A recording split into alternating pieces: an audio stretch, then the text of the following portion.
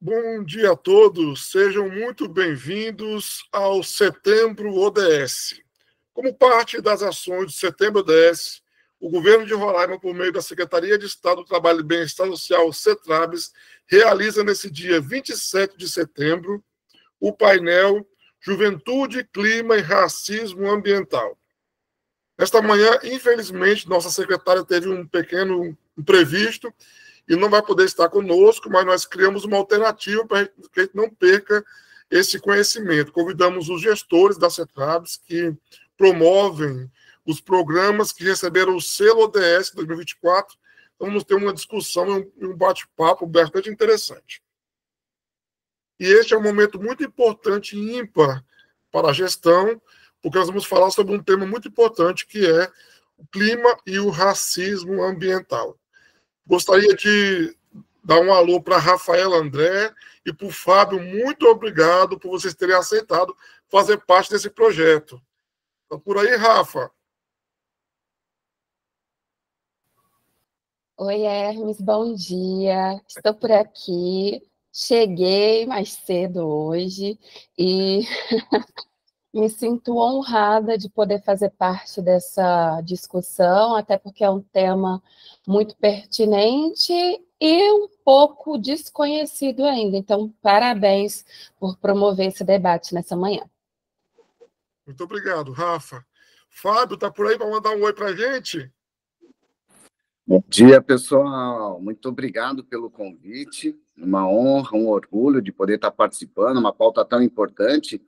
E como foi dito, né, ainda é desconhecido, 1% só da nossa população sabe de fato o que são os ODS, e quanto mais a gente fala e mais propaga, nós temos realmente a possibilidade de transformar palavras em ações ODS. Esse é o nosso grande motivador para tudo isso que a gente precisa fazer, e temos pressa sim, né?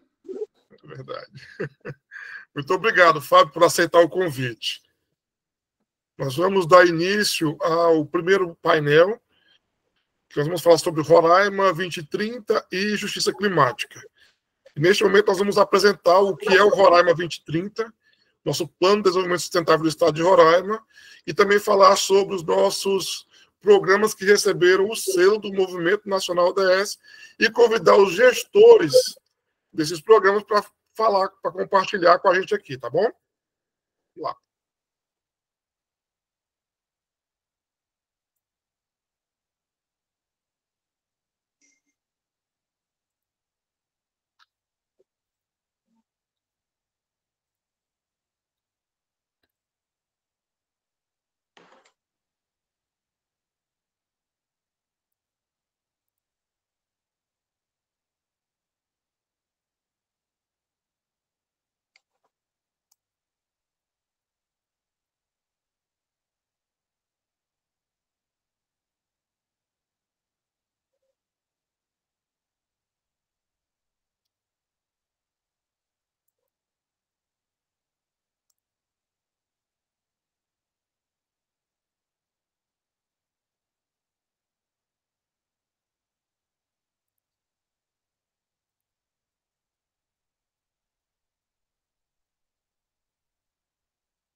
Então, nós iniciamos aqui fazendo uma menção ao livro Justiça Climática, da Mary Robson, que eu sou fã demais da Mary Robson, e esse livro é incrível.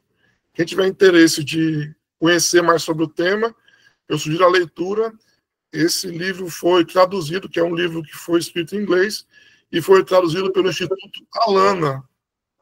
E quem tiver interesse, no site do Instituto Alana, tem um capítulo disponível para você ler e entender o livro e verificar se você deseja fazer a aquisição.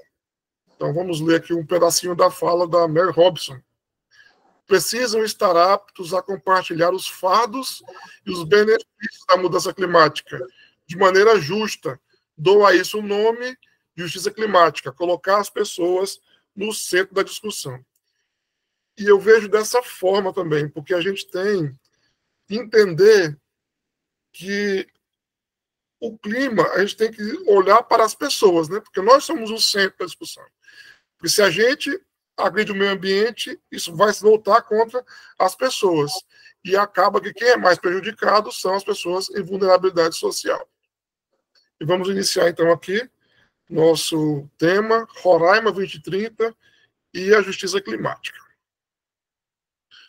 O Roraima 2030, o nosso plano de desenvolvimento sustentável do estado de Roraima, foi lançado pelo governador Antônio Denário em 10 de dezembro de 2020.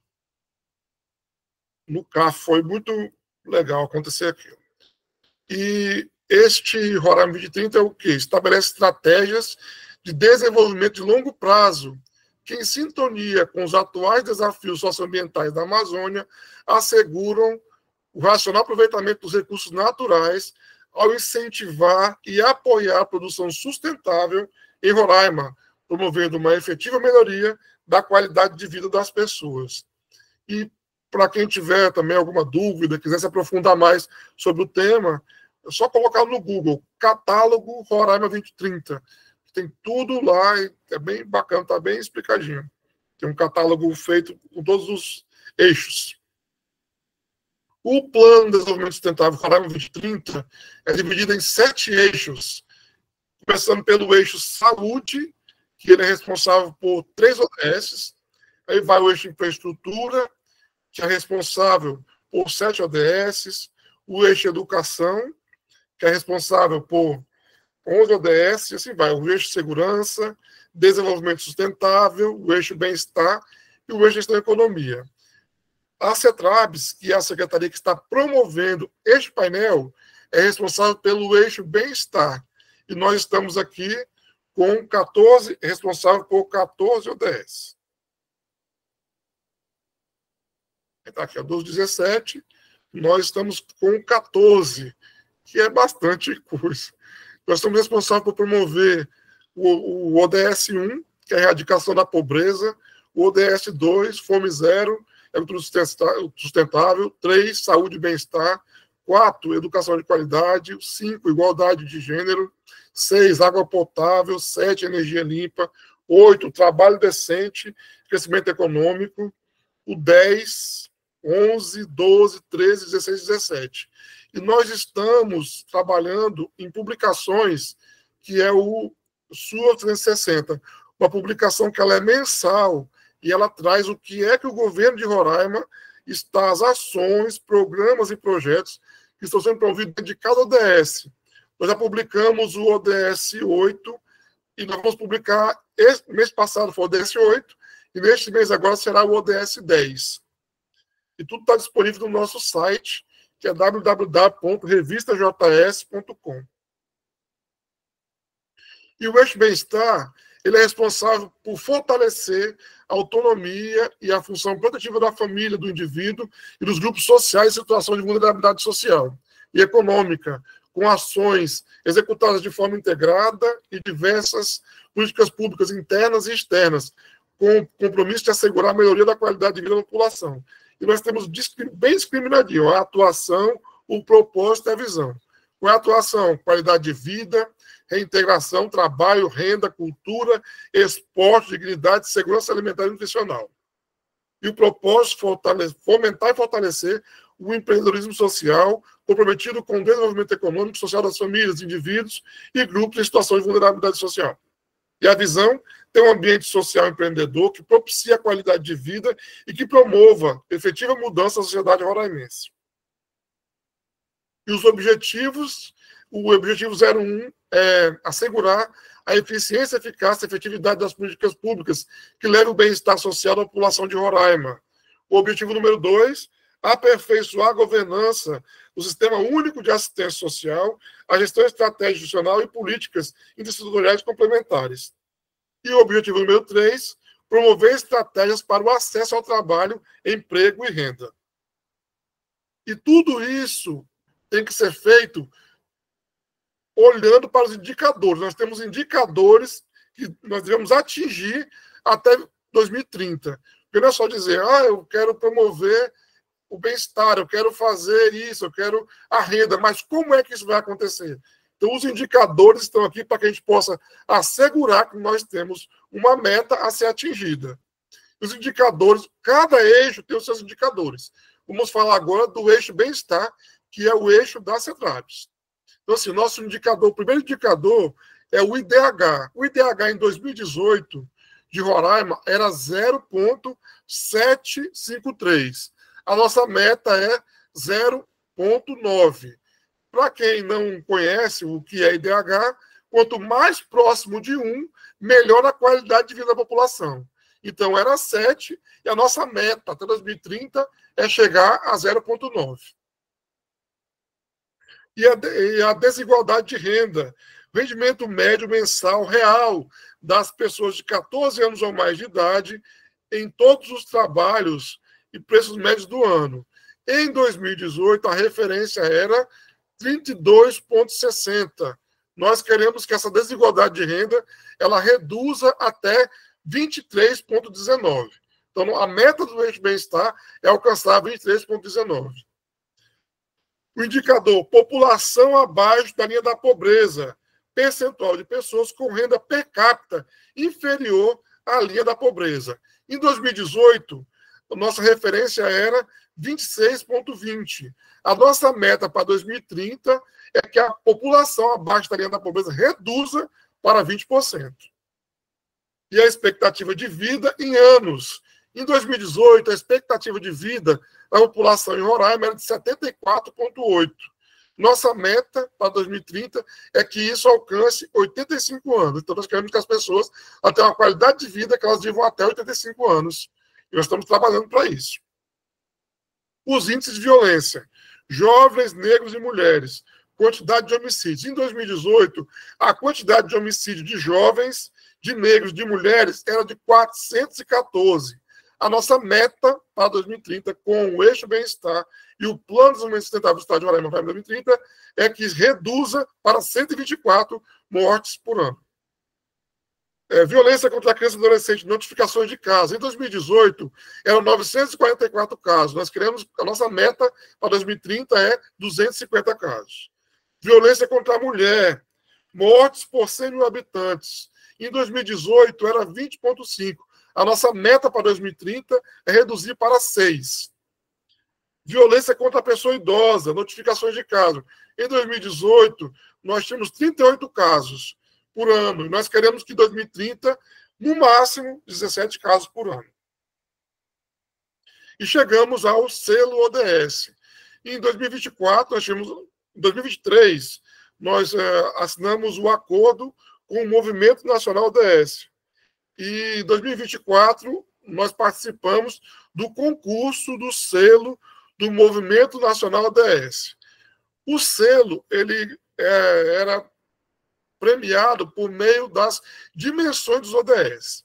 Para quem não sabe, os ODS eles são classificados em 5 dimensões, conforme está aí na tela de vocês. A dimensão pessoas, que compreende o ODS 1, 2, 3, 4, 5, 10 e 12. A dimensão planeta, que compreende o ODS 6, 13, 14 e 15. A dimensão prosperidade, que compreende o ODS 7, 8, 9 e 11.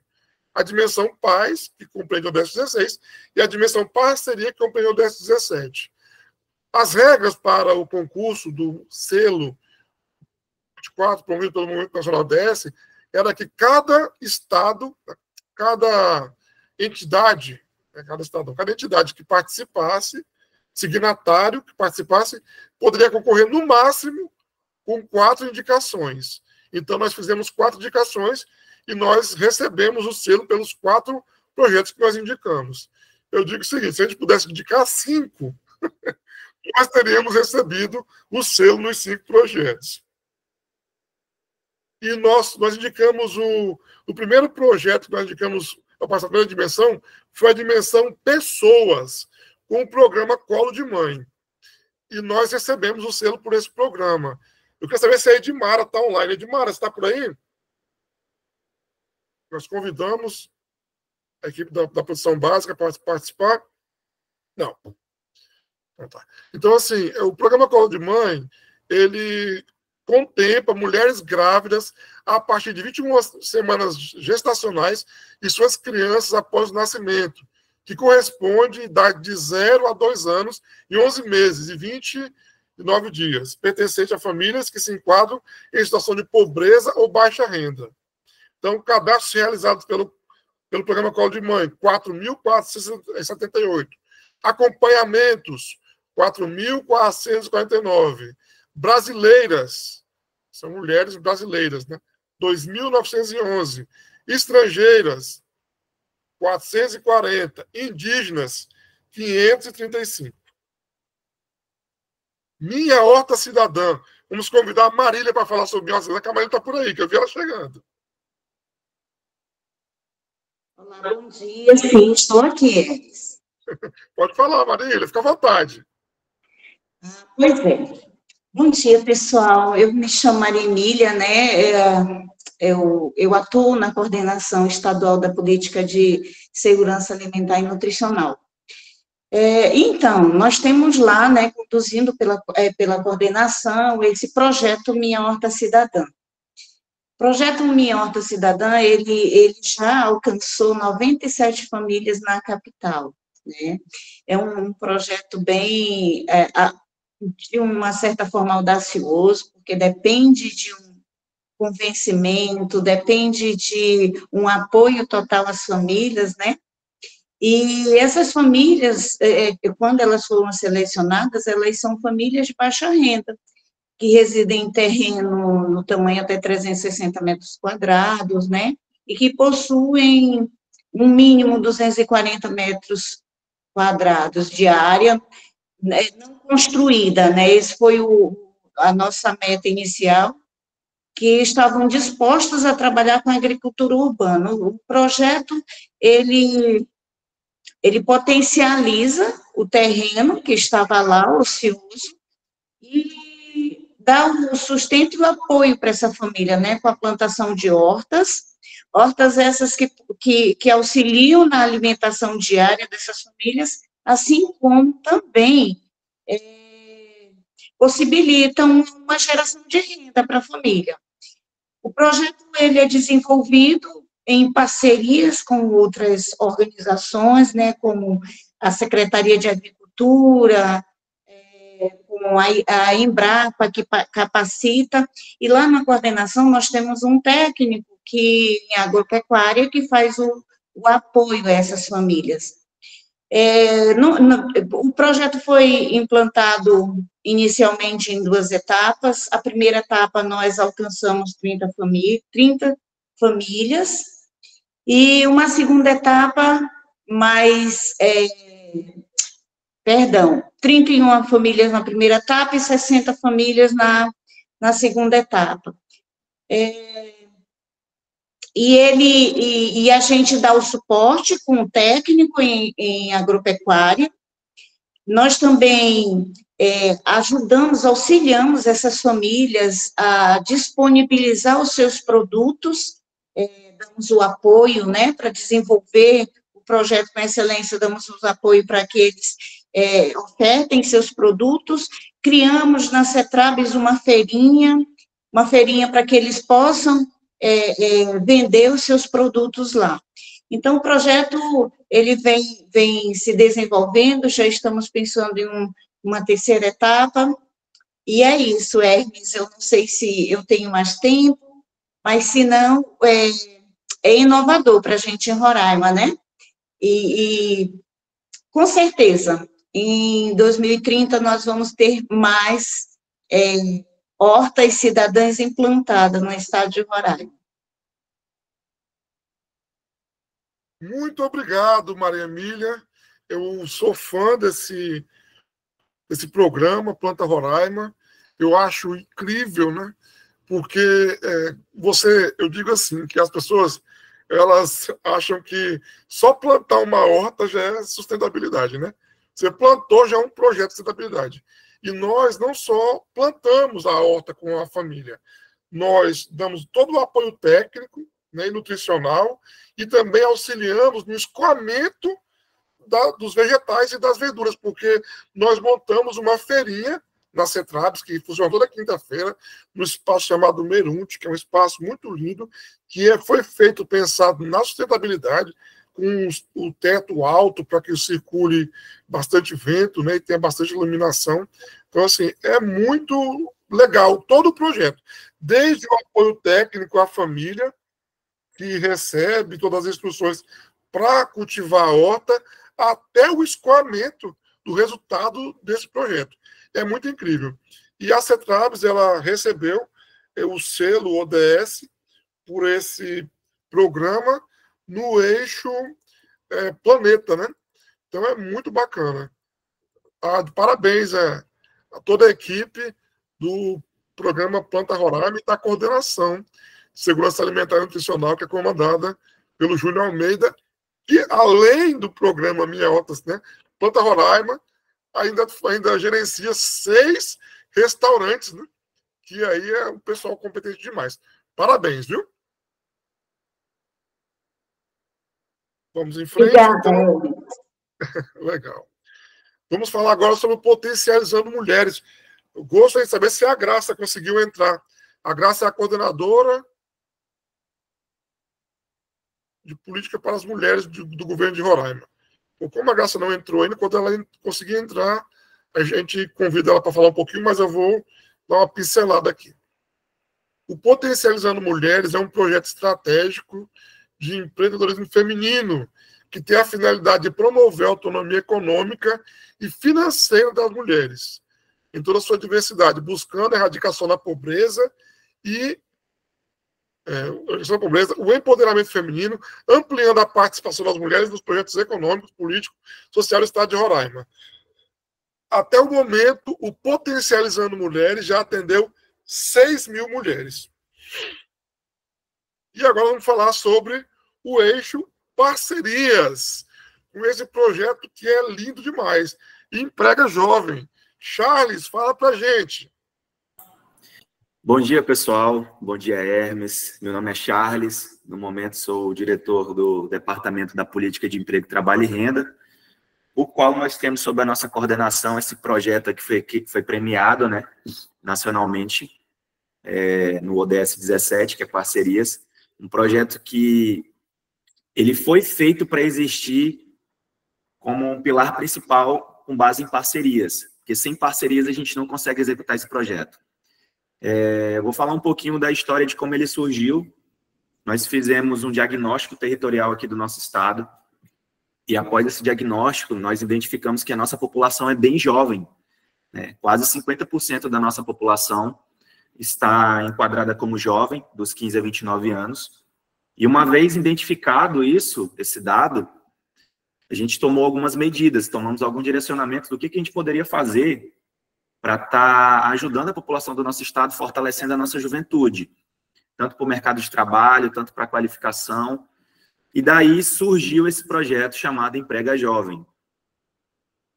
O projeto ele já está sendo executado há 2 anos, tá bom? Iniciou ano passado, esse ano já é o 2º ano de projeto. Ano passado, nós conseguimos atingir 2.300 jovens da rede estadual de ensino. Esse ano, a nossa meta é atingir os 6.000 jovens, né? A gente está querendo aí praticamente fazer 300% do que foi feito ano passado, certo? O objetivo do Emprega Jovem é o quê? É a qualificação, né? Mas além da qualificação, é preparar os jovens para o desafio que ele vai enfrentar quando ele sair da rede estadual de ensino, do ensino formal, porque a gente sabe que quando ele sai da escola, ele precisa ter um norte na vida dele, se ele vai querer trabalhar ou de carteira assinada, ou se ele vai querer se tornar um empreendedor. Então, o viés do Emprega Jovem é esse, é estar norteando o jovem, qualificando ele, já apresentando o mundo pós-escola para esse jovem. E por que parcerias, né? A primeira parceria mais importante é que a CETRABS trabalha em conjunto com a CEED, certo? Que é a Secretaria Estadual de Educação.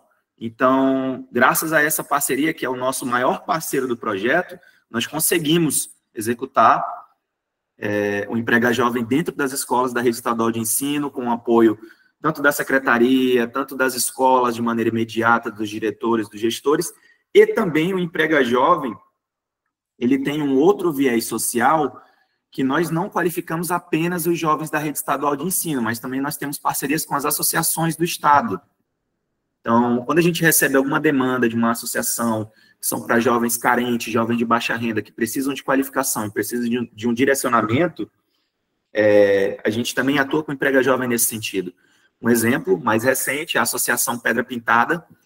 Pedra Pintada é um bairro, né, que fica numa zona mais carente aqui da nossa capital, que a presidente da associação veio até nós e solicitou essa parceria de qualificação. Nós levamos o projeto até o bairro.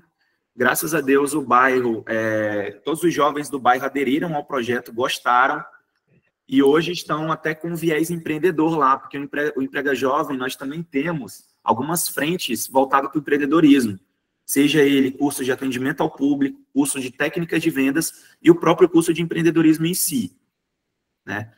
Então, projeto esse que foi premiado, mais uma vez eu gosto de reforçar isso, porque é muito importante, da região norte, pouquíssimos estados, eu não vou saber dizer quais, mas eu sei que pouquíssimos estados teve premiações como essas, eu sei que o Amazonas não teve, então a gente fica fazendo uma breve comparação entre um estado que é gigantesco em número populacional e nós aqui de Roraima, que somos bem menos da metade do Amazonas, nós conseguimos, né, fazer um projeto desse voltado para a nossa juventude, por meio de parcerias, e graças a Deus está dando super certo.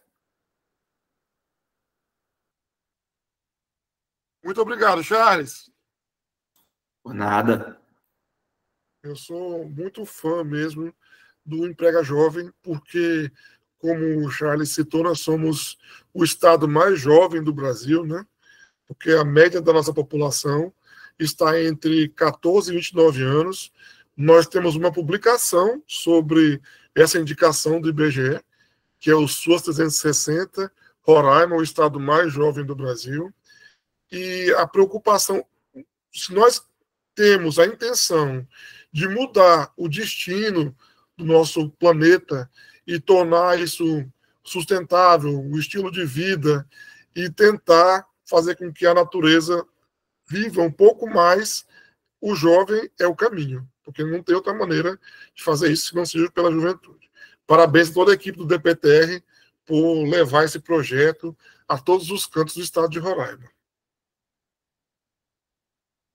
Vamos lá. Então, nessa deixa de trabalhar a juventude, nós vamos chamar logo em seguida para apresentar o programa Jovens Embaixadores do Clima, que é o Fábio, mas antes eu quero deixar um pensamento aqui para vocês do Martin Luther King. A injustiça em qualquer lugar é uma ameaça à justiça por toda parte. Muito obrigado a todos por estarem aqui, por ouvirem. Alguém gostaria de fazer alguma colocação, deixar um pensamento? Fiquem à vontade.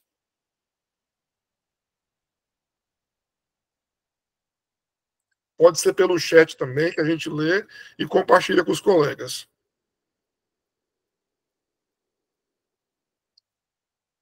Então, assim sendo, vamos dar continuidade, convidando o Fábio, que é o coordenador do Comitê ODS Santos 2030, desde 2018, chefe do Departamento de Políticas do Desenvolvimento Sustentável da Ouvidoria Prefeitura de Santos, formado em jornalismo, vencedor do prêmio Boas Práticas da Rede de Ouvidorias da CGU, do Ministério da Transparência. Seja bem-vindo, Fábio. Obrigado, gente. Parabéns pelo trabalho, viu? É lindo de ver todo mundo conectado. E é assim que a gente vai conseguir fazer as ações, né?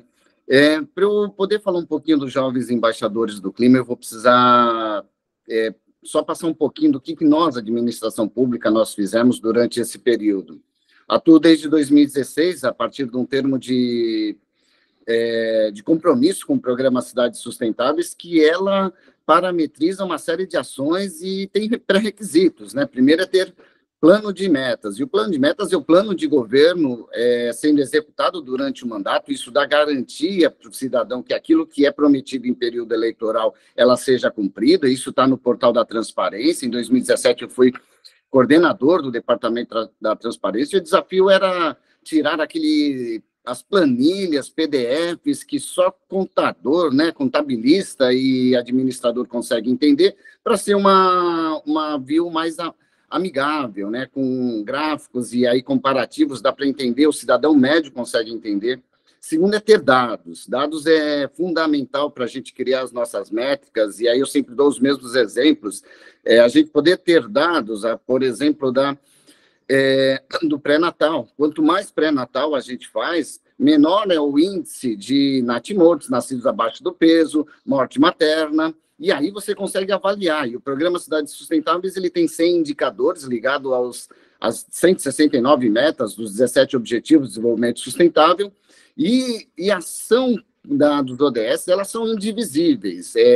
A gente não vai conseguir sozinho com o ODS 1, que é a erradicação da pobreza, trabalhar só com a erradicação. Vai ter que trabalhar com o ODS da educação, do trabalho e renda, da inovação, principalmente do ODS 16, que é o da instituição eficaz, que para nós, administração pública, é ter políticas públicas da igualdade de gênero, racial, e instituição eficaz também é dentro das empresas, como o ISG, que é ambiental, social e governança, e em casa também, né? Porque aí a gente não é racista, homofóbico, a gente sabe lidar melhor com os nossos resíduos, não é lixo, é resíduo. Do 100% que a gente descarta, 50% são reciclados, elas podem voltar na economia circular, 40% deveriam ser compostais, só 10% ir realmente para os aterros.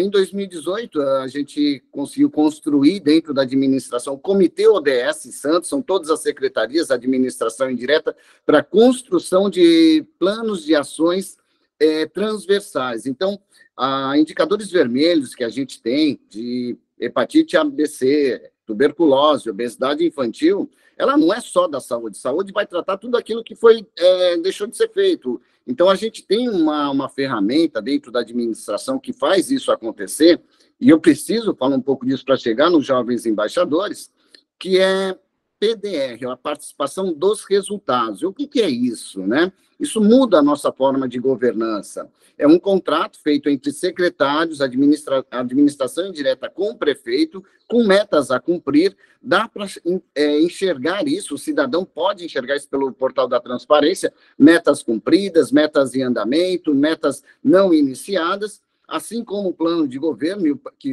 a gente colocou como plano de metas para se atingir. A meta é fazer 100% daquilo que foi protocolado no TSE, e são metas de economicidade, então monitoramos a economicidade, o consumo de energia elétrica, combustível, água, telefonia, impressão, e com esse residual da economicidade, somado às metas de aumento de receita e de eficiência da entrega do serviço público, que também dá para ser monitorado, sobra um recurso. E a secretaria, que tira entre 9 e 10 no final do contrato, todos os servidores da pasta recebem meio piso base como premiação. Ele é autossuficiente e muda a como a gente lida entre secretarias, que é sempre tão difícil, né? E eu vou dar um exemplo de como a gente conseguiu realmente mudar. Quando em 2017 chegamos na ouvidoria, que virou ouvidoria, transparência e controladoria geral, comissão de inquérito, o tempo de resposta da ouvidoria era 370 dias. E como é que você muda isso, né? Estamos falando do nosso principal cliente, que é o munícipe, que é ele quem paga os impostos, que faz o salário, o custeio da máquina pública. Como que faz? Então, todas as secretarias e administração indireta estão no contrato do PDR desde 2017, prazo legal de resposta, baixa complexidade 3 dias, média complexidade 30 dias, alta complexidade 90 dias, podendo prorrogar.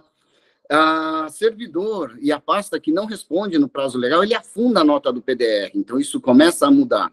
E de tanto fazer essas ações transversais, pactuar metas, nesse ano de 2022, 23 e 24, nós conseguimos mostrar isso para a nossa sociedade e criamos o movimento ODS Santos 2030. E no ano passado, isso traz uma confiabilidade, credibilidade junto à iniciativa privada e junto à iniciativa privada e à sociedade civil. E aí foi que a gente começou a trazer a sociedade para trabalhar junto com os nossos indicadores vermelhos. Então, eu recebi uma demanda de um jovem de 24 anos, Ergon Kluger, mestre pela USP em Gestão Pública, e ele falou, Fábio, a gente está preocupado, o verão aqui na Baixada Santista, né, estado de São Paulo, nós estamos no maior índice de calor. O inverno não tivemos no ano passado, e foi aí que começou. Ele entregou um projeto acadêmico, bem muito formatadinho, entendi que era, assim, um papel do departamento, do comitê, de articular. Em 40 dias, nós conseguimos conectar todos os nossos Rotaraxes, capítulo Demolei, CIEE, Camps, e começamos realmente, em janeiro, a aplicar os jovens embaixadores do clima. São 17 capacitações para 17 objetivos, e, a princípio, a Ergon falou, não, você precisa de multiplicador, Fábio, que é levar o ODS para outros territórios e ter mais gente junto contigo. Eu falei, não, Ergon, eu gostaria que, além de termos mais multiplicadores, nós tenhamos também ações ODS, porque falar de ODS é fácil, difícil é fazer ações ODS, e aí, sem recurso público, nós conseguimos fazer 17 capacitações, e o cuidado que eu tive, que aí entende-se como gestor público, que eu gostaria que realmente viesse a ser ações de alto impacto na sociedade. Então, empreendedorismo pelo SEBRAE, formatação de projeto, captação de recursos, lei incentivada, oratória, marketing digital, e em 17 sábados a gente conseguiu concluir. Foram todos os sábados com esses jovens engajados e que desenvolveram 7 grupos, desenvolveram 7 projetos. Desses 7 projetos, 2 estão altamente sendo materializados. Então, um é o dos Jovens Embaixadores, é um jogo, um tabuleiro de jogo e um game online, Missão Desafio ODS, Missão 2030. E aí eu falei, meninos e meninas, vamos começar agora a divulgar, porque vocês tiveram aula de marketing digital. Assim que eles publicaram na minha rede um movimento ODS, houve uma demanda de pessoas de várias regiões do nosso país querendo comprar o jogo. Então, a gente conseguiu, sem recurso, mas com união, com bastante trabalho, materializar ações ODS, e esses jovens estiveram comigo na Santos Brasil, uma empresa portuária, na semana passada, para testagem desse jogo. Hoje elas estão tendo mentoria do SEBRAE, vão se transformar numa empresa, numa ME de inovação, e já estão acho que os próximos meses eles transformam isso realmente num empreendedorismo, e vão poder não só fazer impactos em outros territórios, mas também capitalizar, que é trabalho, renda, inovação. Isso é ODS na prática. Eu tenho um orgulho enorme desses jovens, porque falaram para mim que no final do sábado de manhã, sábado com chuva, sábado que eles poderiam estar maratonando série, sábado de sol, que poderiam estar na praia, eles estavam lá, e a gente teve um início de 44 jovens e terminamos com 36. E sim, as pessoas estão preocupadas com a questão da mudança climática, estão preocupadas com a questão da desigualdade social, e por meio da inovação, por meio desse trabalho que a Prefeitura iniciou em 2016, a sociedade acabou acreditando nisso tudo e participando de forma efetiva. Agora a gente tem um ambiente, um ecossistema dentro da nossa cidade, são 420 mil habitantes, manifesto ESG da autoridade portuária, com 30 empresas de capital aberto que precisam fazer ESG. Segunda-feira dessa semana, a gente está na maratona do Act for SDG, que é a Semana Global dos ODS. Iniciamos o Manifesto ESG Pequenas e Médias Empresas junto com o SEBRAE. Na terça-feira, a Associação dos Engenheiros e Arquitetos aderiram também, porque eles também têm impacto no trabalho e renda, mas também têm impacto ambiental com seus resíduos. E praticamente toda a sociedade está trabalhando em sinergias. As universidades, elas pegaram os indicadores vermelhos do Índice de Desenvolvimento Sustentável, o Santos está na 26ª posição, em 5.570 municípios, e eles estão trabalhando, por exemplo, num indicador vermelho que a gente tem na bandeira da educação, no ODS da educação, que é escola sem acessibilidade. A gente tem muito prédio construído na década de 60, 70, unidades escolares, que nessa época não se pensava em acessibilidade. Então, os alunos de engenharia e arquitetura estão desenvolvendo projetos com seus alunos para as escolas que ainda não conseguiram ter os seus projetos. Então, quanto mais ODS a administração pública faz, maior é o engajamento. E esse engajamento ele é a partir da confiança, da credibilidade. E agora a gente está avançando nessas pautas para que realmente possamos criar um ambiente. E não adianta só Santos fazer. Então,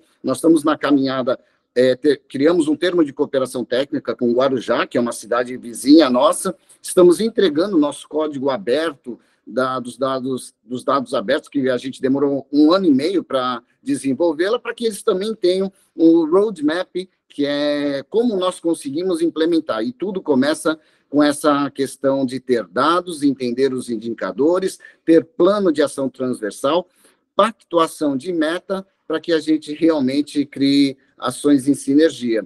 Encerramos ontem a nossa agenda da Semana Global dos ODS, inserimos e cadastramos no Act4SG, uma plataforma da ONU, que dá para ver o mapa global das ações de todos os municípios que são signatários, os estados signatários à ONU. No ano passado fizemos 370 ações, foi a cidade que mais fez na América do Sul, e esse ano nós já atingimos 1.800 ações que estão sendo cadastradas, e queremos sim fazer a mudança, queremos sim aprender que nem hoje, vendo os projetos de vocês, e replicar, né? Acho que essa é o ODS 17 da parceria mais importante. Começamos com a 16, fomos para a 17, e da 17 nós vamos começar a fazer toda a transversalidade que os ODS permitem. E quanto mais ODS a administração pública faz, melhor esse ambiente. Então, 2 linhas de crédito, de financiamento que a gente tem, Município Mais Azul, da Caixa Econômica Federal, BID. No financiamento, por exemplo, a primeira coisa que eles pediram foi como é que está a maturidade ODS. Aí a gente tem dados, indicadores, dossiê ODS em todas as secretarias, plano de ação transversal, pactuação de meta, e isso gera o quê para a administração? Desconto em juros e amortização de dívida. Então, fazer ODS dentro da administração engaja a sociedade, gera uma economia, um ecossistema melhor de parceria e ainda gera essas questões financeiras que acabam dando investimento para o município, desconto em juros para a gente poder começar a avançar na pauta. Em linhas gerais é isso, e os jovens embaixadores, eles são demais. Agora a gente está numa segunda etapa, na captação de recursos da Sabesp, que é a empresa de saneamento básico, para que a gente possa agora replicar o projeto nas 3 áreas de vulnerabilidade que a gente tem, DIC da Vila Gilda, Morros e Vila Nova. E aí sim a gente vai conseguir trazer esses jovens para transformar ideias em projetos e projetos em ações, compartilhando com a administração pública e a iniciativa privada. Tenho um orgulho enorme, gente. Obrigado por eu poder falar um pouquinho do que a gente está fazendo em Santos.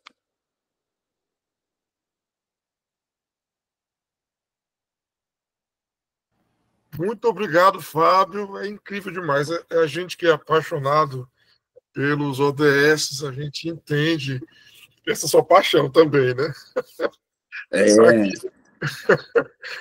Aqui em Roraima, nós temos o Roraima 2030, que quando lançou, e a gente ficou muito feliz, e depois eu cheguei para a minha chefe, secretária Tânia, e disse, eu já tinha as minhas obrigações, né?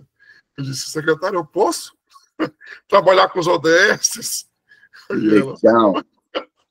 Gente, sabe, e tem mais uma coisinha que é legal, quando a administração pública continua fazendo com consistência, e não só em períodos sazonais, todas as nossas ações, nós fizemos o encontro das cidades ODS, convidamos vocês, eu quero ir para Roraima, quero conhecer a terra de vocês, conhecer os projetos de perto, aprender com vocês, todos esses projetos, 17 cartoons para mudar o mundo, encontro das cidades ODS. Nessa semana fizemos as ações Manifesto ODS pela acessibilidade plena nas cidades, com os PCDs, todas as entidades, recurso zero da administração pública.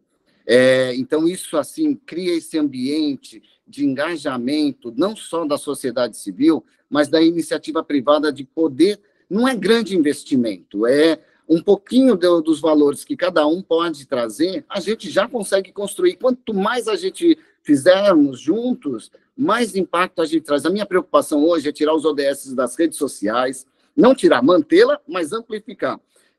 Sair um pouquinho dos ODS, das 4 paredes, dos auditórios, para a gente levar. E a gente conseguiu.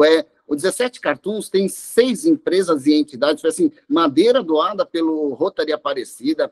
A outra empresa trouxe os adesivos. A construção dos totens foi feita pela nossa Ecofábrica, que é um projeto maravilhoso, que depois eu gostaria de apresentar também. E ela chegou, desde o dia 21 de junho, do encontro das cidades ODS, entrou esse período eleitoral que a gente não pode divulgar mais nada, mas fomos em 11 territórios do nosso município onde o ODS nunca tinha chego. Mas não é só levar a exposição, né?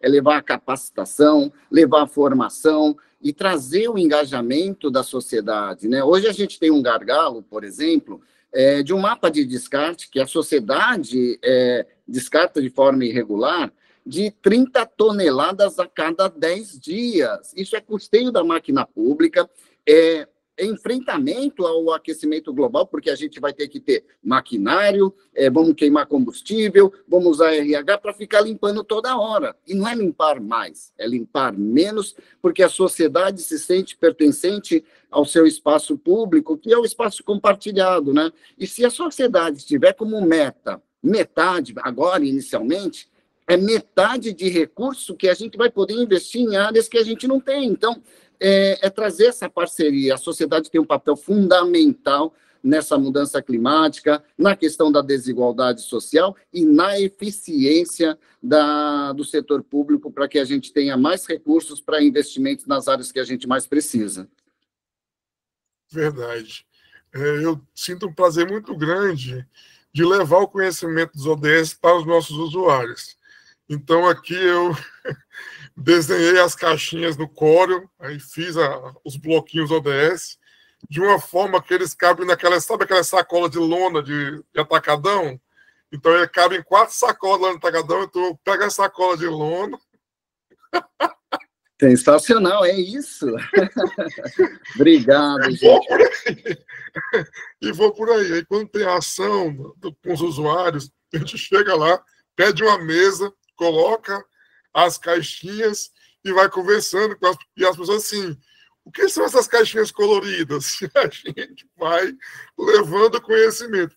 Mas de todos os lugares que eu já fui, o que eu mais adorei, que dá vontade de voltar todo dia, nós temos o centro-dia que atende aos idosos. Chama-se API, Centro Integrado de Pessoa Idosa. E um dia eu pedi para a coordenadora de lá para ir conversar com os idosos, né? Coloquei minhas caixinhas na minha sacola e fui. Chegamos lá, coloquei as caixinhas todas na mesa, sentamos, fizemos um ciclo, falei com eles e eu imprimo metade de uma folha para que eles possam levar para casa, né? E ler e relembrar. Que são ações que podem transformar o mundo. E tem lá o que você pode fazer para melhorar o mundo, ações, comprar menos, porque eu sempre digo que a melhor compra, qual é a compra mais sustentável? Aquela que você não faz. Porque muitas vezes a gente nem precisa. Antes de eu conhecer os ODS, eu era muito consumista, sabe? Eu tinha roupas do meu guarda-roupa aqui com etiqueta ainda. E comprava outras. 3, 4 camisetas com etiqueta. Não, vou comprar outra que eu não estou gostando dessa. Hoje em dia, não. Eu só compro roupa em último caso. Porque as pessoas não entendem. Ah, mas é só uma folha de papel. Ah, mas é só uma camiseta. A emissão de CO2 para produzir esse produto causa o aquecimento global, o aumento do nível das águas e o pior que está acontecendo, que é o aumento da temperatura do oceano. Porque se o oceano aumenta a temperatura, morre a vida marinha. Morrendo a vida marinha, morre a vida terrestre. Nós estamos, que as pessoas não entendem, nós estamos integrados. Não existe uma separação. Ser humano, né? Ser humano e natureza, fora e fala. Não, nós somos um só. Um só. E quando as pessoas entenderem que nós somos um só, natureza, flora, fauna e humano. Se der errado lá, vai dar errado aqui também. Então tem que pensar bem. E assim, recentemente, eu troquei o fogão da minha casa por um fogão elétrico. Acabou a botija de gás, eu disse, acabou, porque quando eu estava usando até acabar, acabou, agora eu vou comprar um fogão elétrico. Estou usando fogão elétrico. E agora eu quero comprar uma bicicleta elétrica. Não sei se você já viu aquelas bicicletas elétricas que tem por aí. Aí ontem eu saí para jantar com meu irmão e disse, vou comprar uma bicicleta elétrica. Ele disse, cuidado, porque ela anda devagar e qualquer um consegue te alcançar. Porque eu quero deixar de usar meu carro, porque todo o processo da produção do combustível e também a emissão de CO2 pelo carro. Então, assim, vou sair também e sair para o elétrico. Tudo aqui em casa vai ser assim. Não vou mais produzir fumaça nenhuma, CO2 nenhum, vai ser tudo elétrico. Que aí eu vou vivendo e vou ter a certeza que eu estou fazendo as coisas da maneira certa. E estimular as pessoas à nossa volta para ter essa consciência também. Porque é importante que todos compreendam, porque não adianta só um fazer e os outros não fazerem. Então, assim, eu acredito que a gente pode mudar. A ONU disse que nós já passamos do ponto de não retorno, né? Que é aquele ponto que chegou aqui, o futuro vai dar ruim. Mas a gente tem que fazer o que agora? Retardar. Porque nós estamos sentindo isso na pele. Cada verão é mais quente. Ano passado, nós tivemos aqui na Amazônia, que nós estamos, para quem não sabe, nós estamos em Boa Vista, Roraima, no coração da Amazônia. Nós tivemos, ano passado, uma seca no Amazonas, aqui em Roraima, muito grande, e os especialistas preveem que esse ano vai ser pior. E isso é a consequência do ser humano não pensar na emissão de CO2, não pensar nas consequências de uma vida desregrada de consumo. Nós aqui fizemos, ano passado, em 2023, uma campanha de plástico zero, que é estimular nossos servidores a deixar de usar o copo descartável. Aí nós fizemos, foi muito legal essa campanha, que foi a caneca, porque o SUAS é o Sistema Único de Assistência Social. Nós fizemos uma caneca chamada Caneca Café com SUAS, que é, você vai tomar o café com SUAS é a caneca. E para que estimular, que todo mundo conhecesse, eu fui entregando as canecas 2, 3, entrega 2 hoje, a entrega 3 amanhã. E foi criando aquele burburinho que até hoje se fala nessa campanha. Porque se a gente entregasse tudo num dia só, esqueceu. Não, entregava 2 hoje, 3 amanhã e botava nas redes sociais. Falava que aquilo era uma ação do ODS 12. E assim as pessoas foram conhecendo e foi se popularizando. Antigamente, os lixos das salas chegava no final do expediente cheio de copo descartável. Era triste ver aquilo. E hoje você não vê mais. Hoje nós temos as copas, você vai nas copas, tá as canequinhas, cada um tem sua caneca lá. E é muito legal isso. E a gente tem que pensar nas consequências. Porque se a gente não acordar e não pensar nisso, nas consequências desses atos, não vai ter mais jeito. E no nosso caso, mais ainda, porque nós trabalhamos com pessoas, famílias e indivíduos em vulnerabilidade social, que é quem mais sofre. Porque você vê a área nobre da cidade sendo alagada, é muito difícil. Eu nunca vi. Mas quando chove, que alaga, quando tem tempestade com vento, qual é a casa que é destelhada? É a casa da pessoa vulnerabilidade social. Quando tem enchente, quem é que perde as coisas? Então, assim, nós temos uma responsabilidade muito grande, como agentes públicos, de transformar a vida das pessoas e cuidar para que os eventos climáticos extremos cada vez menos impactem a vida das pessoas vivendo em vulnerabilidade social. Muito obrigado, Fábio. Eu sou fã do seu trabalho. Obrigado, gente. O desafio é enorme. Nós aqui na sua cidade tem 420 mil habitantes, e aí eu vou dar uns indicadores que são desafiadores. Eu preciso chegar nas pessoas, né? Nós temos um índice de 0,6 carro por habitante. Nós somos uma ilha, metade de uma ilha dividido com São Vicente. Se todo mundo for usar carro o tempo inteiro, a gente não vai conseguir sair de um lugar e ir para outro. Então, vamos lá, temos pressa sim, e juntos é que a gente vai conseguir fazer a diferença. Muito obrigado, Hermes, parabéns pelo trabalho maravilhoso. Já me comprometo no ano que vem estar em Roraima com vocês, para aprender com vocês, conhecer o seu território e apresentar os outros projetos que são micros, mas que estão acontecendo com baixo custeio e de alto impacto social e ambiental. Muito obrigado, Hermes. Parabéns para todos vocês. Muito obrigado.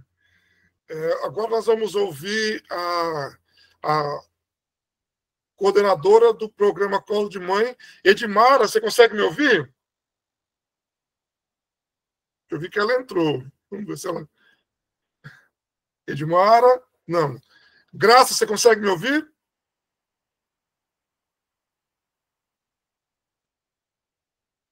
Então, vamos continuar. Eu vi elas entrando, mas vamos ouvir. Sandra, você consegue falar?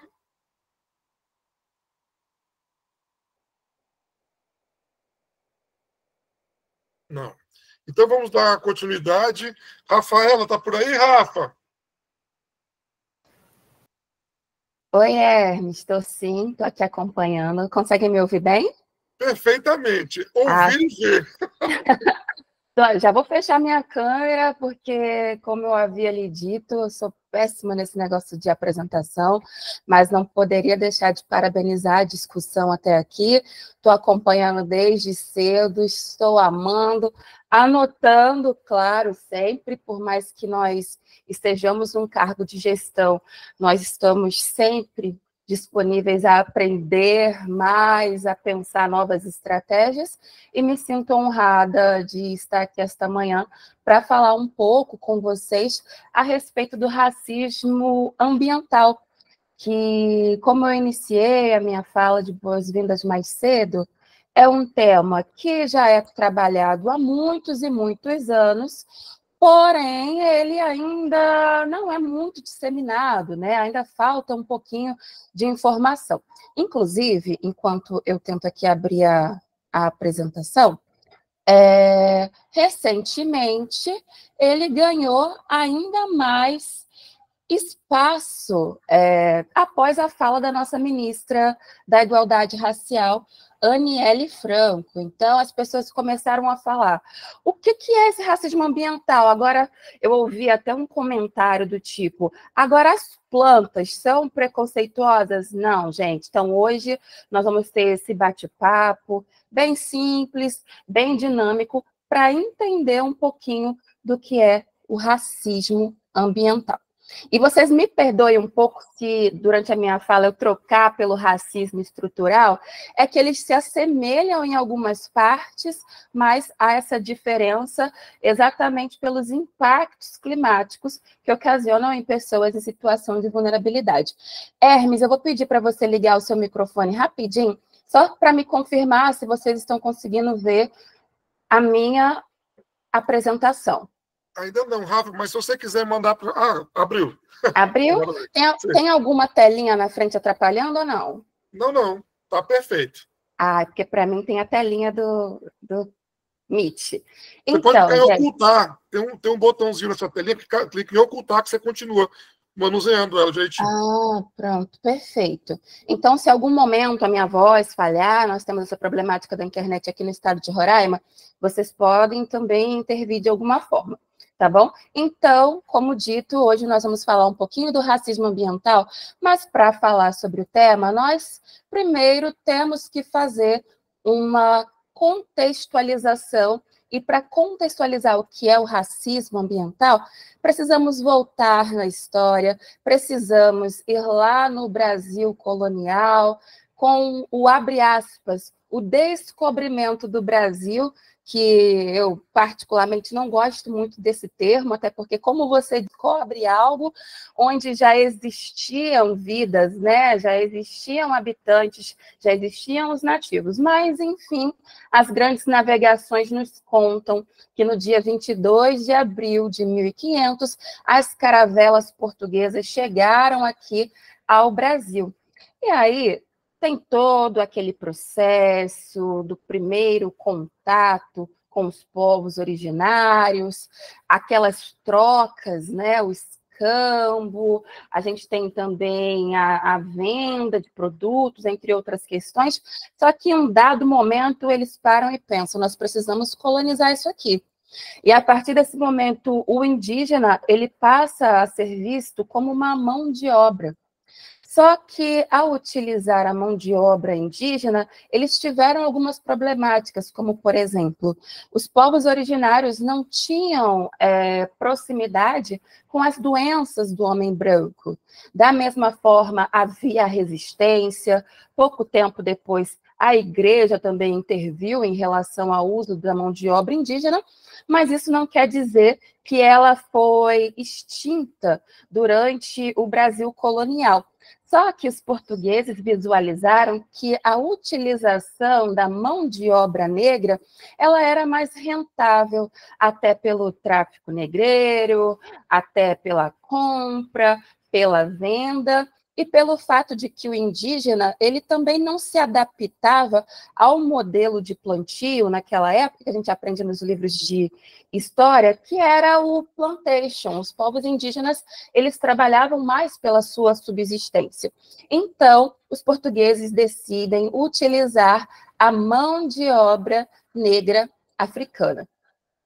Consequentemente, nós tivemos no Brasil um grande processo de miscigenação dos povos, causando, assim, a pluralidade de culturas. Seria algo maravilhoso. O problema é que essa miscigenação, no caso, ocorreu através de abusos e ocasionou, então, o processo de hierarquia racial. E do que se trata a hierarquia racial? A hierarquia racial é o momento em que uma determinada etnia passa a ser considerada superior à outra, considerando o quesito racial. Infelizmente, isso que começou lá no Brasil colonial foi se expandindo, e até hoje nós temos problemáticas dessa hierarquia racial que são refletidas nos indicadores econômicos e sociais. E aí a gente para refletir, beleza, nós tivemos a abolição da escravidão ali no ano de 1888, se não me falha a memória, e eu faço a pergunta, beleza, a Princesa Isabel foi lá, assinou, libertou, entre aspas, o povo negro, mas eu fico pensando a ressaca enorme que foi no Brasil um dia após a assinatura dessa lei, da Lei Áurea. Porque, beleza, você libertou os negros, mas e aí? Eles vão fazer o quê? E quando eu faço essa pergunta, eles vão fazer o quê? Como vocês puderam visualizar acima, eu mencionei a questão dos indicadores econômicos e sociais. Infelizmente, não houveram políticas públicas após a assinatura dessa lei de inserção do negro na sociedade. Então, a gente pega um povo que não teve acesso à educação, não teve acesso consequentemente, não tem acesso à educação, não tem acesso a um trabalho digno, não tem acesso à saúde. Beleza, eu libertei, e o que eu faço? O que eles fariam, no caso? Infelizmente, após a dita abolição, os negros foram fadados aos subempregos, ou seja, à informalidade. Aqui nós temos um quadro que é uma gravura, que mostra uma das atividades varejistas das mulheres na colônia, foi até antes da abolição da escravidão, que foi feita essa gravura, mas mostra uma negra vendendo caju. Então, para se manter, para se sustentar após a abolição, aqueles negros que não permaneceram na fazenda, consequentemente, foram fadados aí aos subempregos, ou seja, vendiam doces, vendiam frutas de porta em porta, quem não vendia ficava ali pela rua, entre outras questões. Bom, agora a gente entra no quesito moradia. O negro não teve acesso à saúde, não teve acesso à educação, e, consequentemente, ele não teria acesso a um terreno, ele não teria acesso a uma habitação digna e também de qualidade. E aqui, vou voltar aqui esse slide, porque quando nós falamos a respeito da abolição e da ausência de políticas públicas, não houveram políticas públicas de inserção. Porém, houveram muitas políticas públicas para criminalização da simples vida do negro na sociedade, como, por exemplo, você não pode frequentar determinados locais, você não pode ficar até certo horário na rua, você não pode ficar aqui. Então, a gente percebe toda uma estrutura da sociedade se formando para a manutenção de estereótipos, para a manutenção da pobreza da negritude. E aqui, voltando para a questão da formação dos morros, como eles não tinham acesso nem condições de comprar um terreno ou ter uma habitação, eles começam o que nós chamamos de processo de favelização, ou seja, eles se afastam dos grandes centros e começam a habitar esses locais que não tinham estruturas mínimas para habitação. Mas já que estão longe ali dos grandes centros, é o local que essas pessoas deveriam estar. Por exemplo, aqui na foto, nós temos a imagem do que hoje é conhecido como Morro da Providência, uma das maiores favelas do Rio de Janeiro. Só que antes de ser chamado Morro da Providência, ele era chamado de Morro da Favela, por causa de um tipo de planta que ela é rasteira e ela praticamente tomava todo esse local. E os soldados que chegaram ali na região do Rio de Janeiro, vindos da Guerra de Canudos, que também não tinham um local para habitação, eles começaram a habitar esse morro junto com ex-escravos também, que através da política do bota abaixo, o que era essa política? A destruição dos cortiços, porque as casas grandes sem a manutenção dos escravos, elas começaram a sucumbir e, consequentemente, esses senhores começaram a dividir essas casas em pequenos quartos para aluguéis. E ali habitava todo tipo de pessoa e ficou conhecida como cortiço. Infelizmente, como eu disse anteriormente, sobre as políticas contrárias, né, à presença dessas pessoas, houve a política do bota abaixo, que consistiu na destruição de todos os cortiços ali do Rio de Janeiro, porque o governo, na época, considerava como um espaço que era um antro da promiscuidade, que, na verdade, era só a única alternativa que essas pessoas em situação de vulnerabilidade tinham. Então, consequentemente, esses soldados que vieram da Guerra de Canudos, que não tinham onde ficar, e também esses ex-escravos, essas pessoas mais vulneráveis que habitavam esses cortiços, elas tiveram que migrar para esse outro espaço, e aí nós começamos esse processo de favelização e a formação dos morros. Bom, ainda falando aqui sobre a formação dos morros, quando a gente pensa na palavra favela, automaticamente a nossa mente ela vai remeter a conglomerados de casas com estruturas mínimas e também com, como eu posso colocar, ausência de saneamento básico e outras problemáticas que englobam. E uma dessas problemáticas é a localidade em si, porque como esses conglomerados eles vão se formando de forma desenfreada e não há nenhuma ação do poder público, essas pessoas sem alternativa, sem ter um local para ir, elas vão morando e não tem nenhum entendimento a respeito de uma arquitetura, de uma estrutura, na verdade é o melhor termo, e, consequentemente, elas ficam aí vulneráveis em relação aos desastres ambientais. E aqui, eu não me apresentei anteriormente para vocês, mas eu sou a Rafaela André, eu sou quilombola e eu sou natural de Petrópolis, Rio de Janeiro.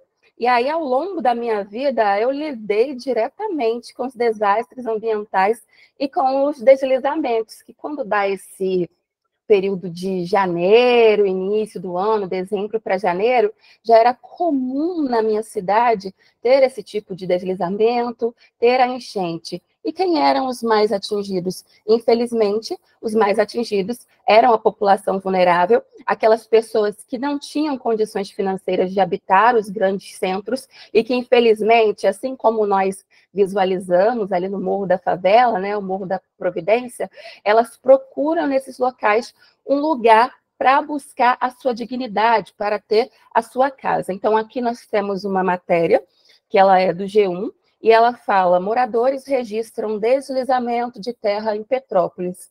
Muita gente gritando socorro. E aqui tem um trechinho dessa matéria que é de um morador dizendo: gente, não para de cair, é surreal. Cara, acabou de acontecer mais uma tragédia. Desabou. acabou de cair em uma casa ali embaixo. Tem muita gente gritando socorro. E, gente, eu posso falar para vocês, é algo recorrente. Em 2011, nós tivemos uma grande chuva, ela atingiu o quilombo, da qual eu sou remanescente. Todas as casas foram perdidas e, consequentemente, como vocês podem ver aqui nas imagens, e o Hermes falou até no início dessa nossa discussão, as pessoas mais atingidas são as pessoas em situação de vulnerabilidade. Bom, e aqui eu trago para vocês agora, minutinho, tomando água, os dados do IBGE, que reforçam ainda mais esse nosso entendimento a respeito dessas desigualdades e de quem elas de fato atingem.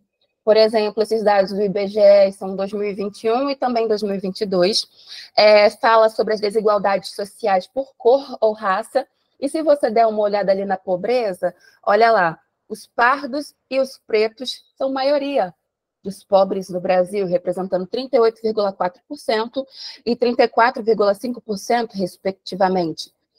Seguindo da desocupação, você vai ver que os pretos também são maiorias, os pardos também são maiorias, e aí você consegue visualizar a diferença para os brancos. A questão da informalidade, ou seja, possuem um trabalho, mas é um trabalho informal. Você vai ver ali os pardos, você vai ver ali os pretos, e você vai ver ali também os brancos. Rendimento médio, olha só, os pardos, R$ 1.814, os pretos, R$ 1.764, enquanto os brancos recebem aí na faixa de R$ 3.099. Cargos gerenciais, ou seja, os altos cargos, pretos e pardos representam 29,5%, enquanto os brancos, 69,0%. Posse de moradia, insegurança, ou seja, eles não possuem ali os documentos que comprovam que aquela casa pertence a eles. Olha aí, temos os pardos, temos os pretos e também temos os brancos. Então, é possível visualizar essa desigualdade social por cor ou raça através dos dados também. O saneamento básico de pardos, 68,9%, de pretos, 75,0%, e de brancos, 83,5%. E quando a gente para observar também a questão territorial, a questão regional, aqui tem um textinho que vai descrever um pouquinho sobre isso, que a distribuição regional da população também é um fator que influencia o acesso ao saneamento básico, uma vez que a população preta, parda e indígena está mais presente no norte e nordeste, regiões com menor infraestrutura. Bom, já falamos um pouquinho, já contextualizamos historicamente, mas, Rafaela, o que de fato é o racismo ambiental? Então, eu trouxe aqui para vocês o conceito, e o racismo ambiental ele é o termo utilizado para a descrição de populações, no caso, vulneráveis, com recorte racial e territorial, que são afetadas pelas questões climáticas. A discriminação ambiental é mantida pela ausência de políticas ambientais que considerem a especificidade da população. E, Rafa, quais são esses problemas que afetam essa população? A gente pode descrever, mas são vários, gente, são vários. Mas alguns mais conhecidos: a poluição do ar, a contaminação da água, enchentes, o desmatamento, os avanços do agronegócio, as demarcações, as secas, as queimadas também são exemplos de formas que ocasionam ou são ocasionadas pelas mudanças climáticas e geram impacto à população vulnerável. A qualidade de vida dessa população vulnerável acaba sendo inferior à das populações que habitam as áreas bem localizadas. E aí eu deixo um questionamento para vocês. Quem mais sofre são as pessoas que menos têm acesso, por exemplo, a questões industriais, não são os responsáveis, não é quem de fato está poluindo, mas infelizmente são os que mais sofrem esses impactos. Passando aqui para o próximo slide, eu trouxe esse exemplo que eu achei maravilhoso, que é uma tirinha, e que você pode parar e pensar assim, às vezes, beleza, a crise climática está acontecendo, desde o tempo da escola eu estudo que os gases estão acabando com a camada de ozônio, mas isso nada me afeta. Gente, eu posso afirmar para você que afeta sim. E essa tirinha ela vai trazer aqui alguns exemplos de como essa crise climática ela afeta cada um de nós. Deixa eu fazer a vozinha para interpretar para vocês. Meu Deus, que calor! Posso ligar o ar, vô? Sim, tá calor mesmo. Há uns 30 anos não. Assim, eu, os pais e as pessoas de mais idade, falando um pouco a respeito disso. Nossa, tá tão calor, estou muito. Antigamente não era assim. Eu, essa noite, esse calor. Por quê? Porque o meu ar queimou, porque aqui em Roraima nós temos constantes apagões, e infelizmente o meu ar teve um problema que só pode ser resolvido amanhã. Então eu dormi no ventilador essa noite.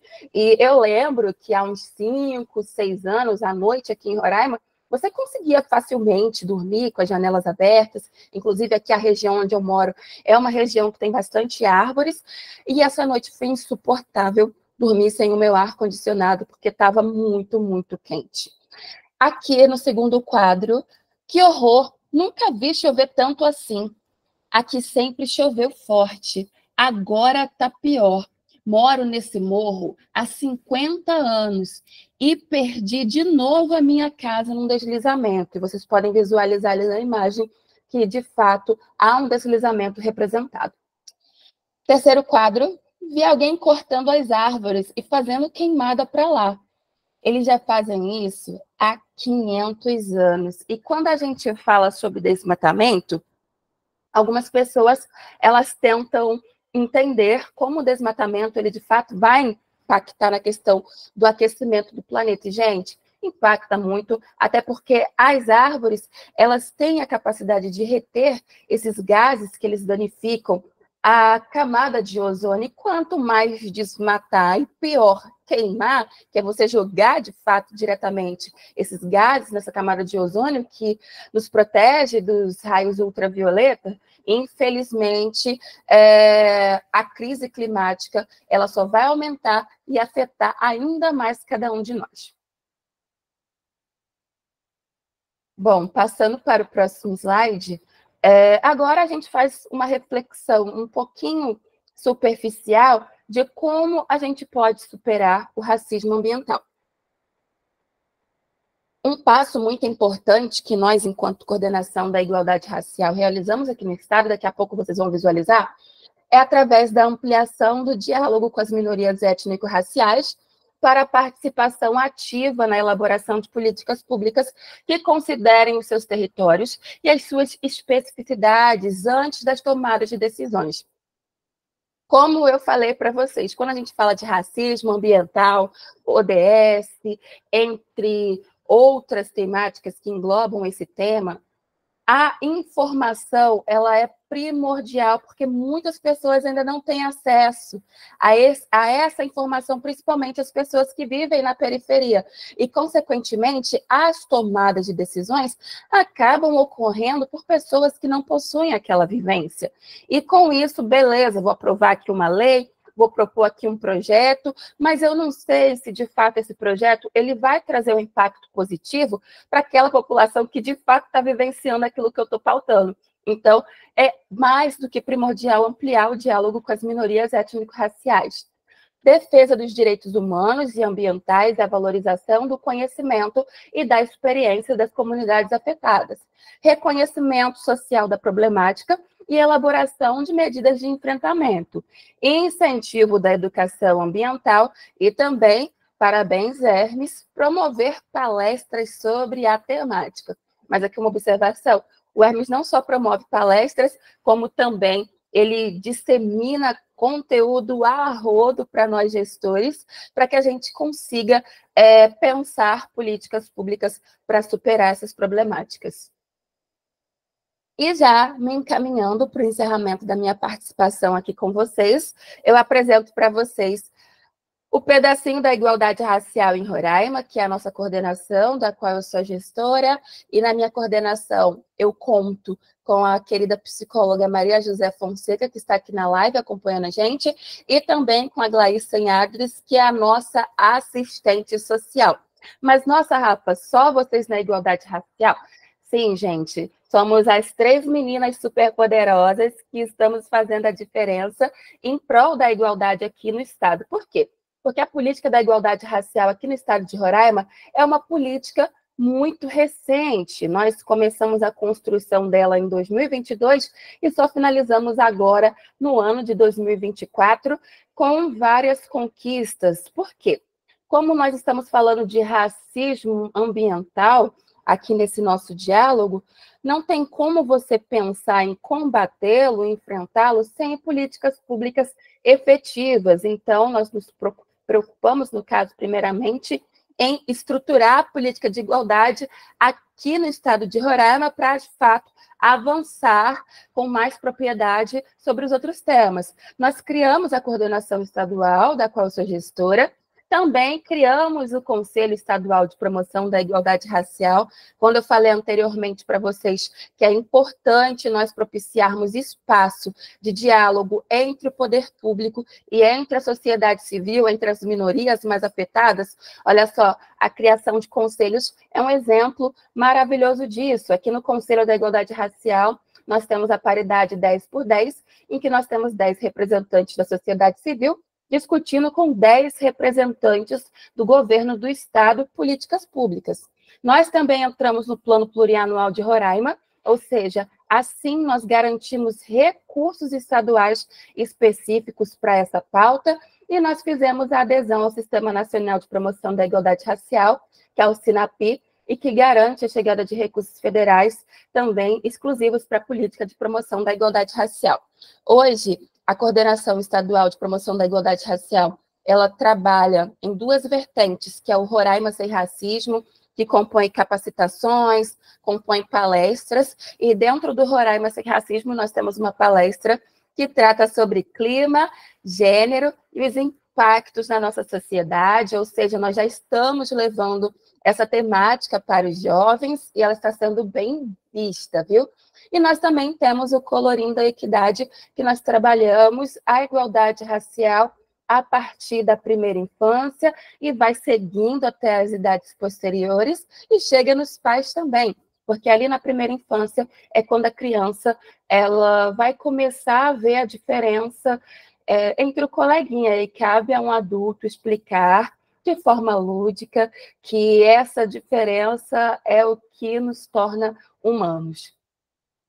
E aqui, em Roraima, diferente do nível nacional, que engloba apenas quilombolas, povos de comunidades tradicionais de matriz africana e povos de terreiros e ciganos, aqui em Roraima, a igualdade racial ela vai englobar negros, religiões de matriz africana, juventudes, lideranças indígenas, judeus, e aqui nós temos um destaque para o eixo minorias étnico-raciais, porque é para englobar toda a minoria que, de alguma forma, pode ter o seu direito restrito e que não foi mencionado anteriormente. Ou seja, todas as minorias estão englobadas pela igualdade racial aqui no estado de Roraima. Nós também abraçamos a imigração, nós também temos representações culturais, a capoeira, e tem um eixo específico de defesa dos direitos à igualdade racial e à cidadania. E aí nós temos ações de promoção da igualdade racial, como o Fórum Roraimense, que é trazer, de fato, essas minorias étnico-raciais para a discussão, para elas pautarem o que elas querem, o que elas precisam. Nós também temos a Semana da Consciência, em que nós levamos conscientização ao longo de uma semana inteira para a sociedade sobre como as desigualdades sociais e raciais elas afetam a nossa construção, Nós também temos um enfoque em relação às mulheres pretas, porque se você fizer o recorte de gênero e racial, você vai perceber que as mulheres pretas são as maiores vítimas. E também nós temos as parcerias, e aí eu lembro dos Objetivos de Desenvolvimento Sustentável. Como eu disse, a igualdade racial aqui ela não está focada apenas na negritude, mas em todas as minorias étnico-raciais, e nós estamos dialogando também com os povos originários, também com os migrantes, também com os judeus, entre outros. E também estamos nas escolas levando essas informações para a nossa juventude, como foi dito pelo colega anteriormente. O jovem ele pode fazer a diferença e levar essas informações, mostrar que ele pode estar fazendo além do que está maratonando, no caso, uma série da Netflix. É muito importante. E como vocês podem ver aqui nas últimas fotos, os jovens eles são muito participativos ao longo dessas palestras. E também fortalecimento desses espaços de discussão, e aqui foi a nossa adesão ao SINAPI, e também a criação do Conselho da Igualdade Racial, que finalizou no dia 15 de abril de 2024, ou seja, trazer essas minorias étnico-raciais, de fato, para o poder público. Então, Hermes, deixa eu abrir aqui, voltar aqui para vocês, para a apresentação. Pronto. Então, Hermes, é de fundamental importância esse diálogo com as minorias para nós lutarmos contra o racismo ambiental. Aqui dentro do estado de Roraima, você foi maravilhoso quando você trouxe os programas e projetos que são executados dentro da CETRABES, porque assim a gente consegue ver a transversalidade da política da igualdade racial, na qual o meu papel enquanto gestora é, de fato, sensibilizar esses gestores para que eles possam pensar projetos que entendam que o público lá na ponta que vão recebê-los são as pessoas em situação de vulnerabilidade. Então, até anotei aqui, ó, o Minha Horta Cidadã. É um exemplo aí de enfrentamento ao racismo ambiental, a partir do momento que você dá uma oportunidade de renda, dá uma oportunidade de ter alimentação, explica sobre a terra, continua dando capacitação para essas pessoas. Nós temos aí o restaurante popular, que leva alimentação. Nós temos aí o Potencializando Mulheres, um projeto incrível que leva capacitação aí para as nossas mulheres em situação de vulnerabilidade. O Emprega Jovem, que considera a juventude, e trago novidades, porque no ano de 2025 nós iniciaremos a criação do Plano Estadual de Igualdade Racial, e com certeza nós iremos pautar a justiça climática dentro desse plano e a importância de repensarmos isso. E também agradeço porque nesse ano de 2024, graças ao Hermes, pela primeira vez, a política de igualdade racial entrou no Plano Estadual de Assistência Social. Então, é por esse caminho mesmo, é através de parcerias, é através de diálogo, é através de momentos como este que nós conseguimos entender, de fato, os impactos e perceber também que todos nós temos uma parcela de culpa e também temos como mudar. Antes de encerrar, Hermes, eu só quero fazer uma ponderação. Você falou a respeito do uso das roupas, né, e tal, e tem algo que tem me auxiliado bastante, porque, gente, eu era muito consumista, estou melhorando, né? E aí eu comecei a estudar um pouco mais sobre o minimalismo. E eu vi que eu estava lotando a minha casa de produtos só por lotar, que eu nem utilizava, muitos produtos de cozinha, até máquina de lavar roupa, eu comprei um tanquinho, eu tendo uma máquina, e no fim ficava lá parado, entre outras questões, aí eu parei e pensei, não, eu preciso dar um jeito nisso. E aí, através do minimalismo, eu comecei a doar para outras pessoas eletrodoméstico, móveis e também roupas que eu tinha demais aqui dentro da minha casa. Eu acho engraçado que o Nilo, que é a pessoa que vive comigo, ele fala assim, você fala que é minimalista, mas na verdade você é mão de vaca, né? Rindo. Mas não, eu só quero diminuir o consumo. Então, Hermes, muito obrigada. Eu estou amando esse evento. Gratidão. Nós que agradecemos, nós todos aqui, né? Agradecemos a sua presença, Rafaela. e agradecemos também o seu compartilhamento, o seu conhecimento com a gente, né? Foi incrível, foi muito bom mesmo. Agradecemos a todos que estiveram aqui com a gente nesta manhã. Vamos agora fazer o registro desse momento e peço que quem puder abrir a câmera para você sair no registro, que vai ser colocado lá no nosso site, revistajs.com. Então, vocês abram todos aí. Eu queria saber se a Graça quer deixar uma palavra sobre Potencializando Mulheres. Você consegue, Graça? Oi, gente, bom dia. Estou aqui no carro. A gente precisa fazer várias coisas ao mesmo tempo, né? Isso também é sustentabilidade. Verdade. Cuidar do tempo, aproveitar bem o tempo, né? Verdade. E queria parabenizar pelo evento, parabenizar aí a Rafa, que fez uma fala muito importante. E eu sou Graça Policarpo, coordenadora estadual de Política para as Mulheres, aqui do estado de Roraima, certo? E nós fazemos diversas atividades voltadas para a igualdade de gênero e também para o empoderamento econômico e financeiro das mulheres.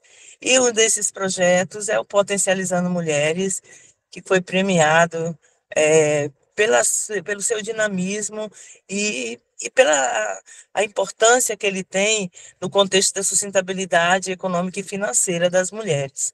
Então, é um projeto de empreendedorismo feminino e que ele abrange diversos segmentos da área produtiva, mas o mais importante é que ele atende todas as mulheres do campo, da cidade, da floresta e das águas.